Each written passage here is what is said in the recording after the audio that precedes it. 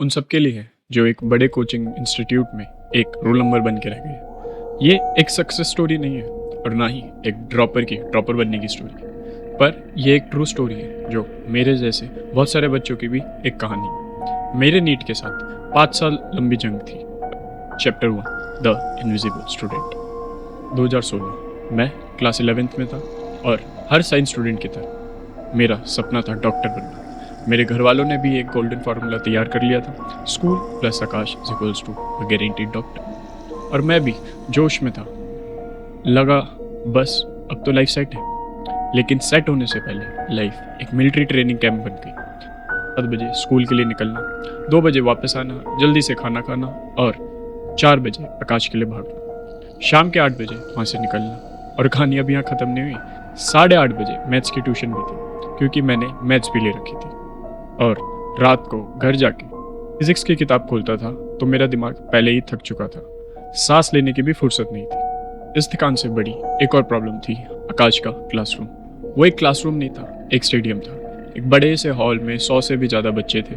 मैं उस भीड़ में एक चेहरा था। मैं बस एक रोल नंबर था और इसका एहसास मुझे बहुत जल्द हो गया। हर क्लास में टीचर की नज़र सिर्फ उन 4-5 बच्चों पे होती थी जिनका मॉक टेस्ट में सबसे ज़्यादा नंबर आते थे।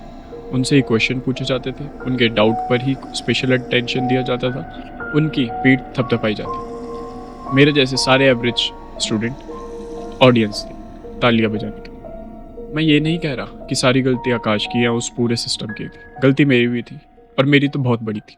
लेकिन जब एक 16 साल के बच्चे को ये फील होता है कि उसके होने ना होने से क्लास में कोई फ़र्क नहीं पड़ता, तो छोड़ना बहुत आसान हो जाता है।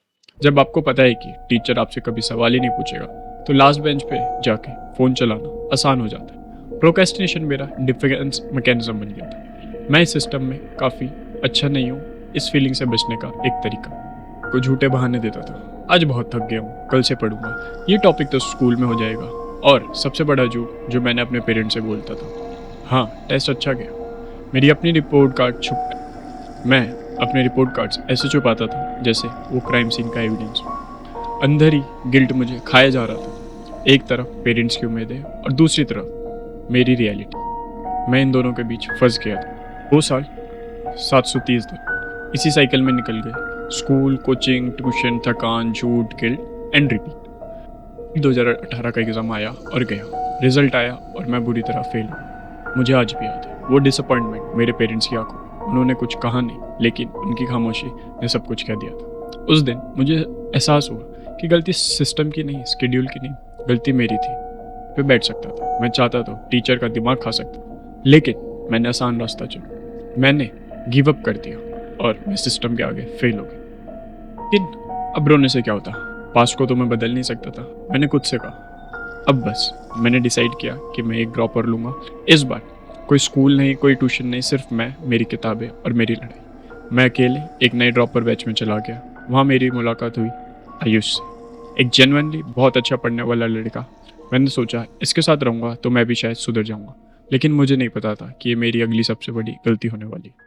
मैं 414 मार्क्स के ट्रैप में फंसने वाला था। अगले एपिसोड में।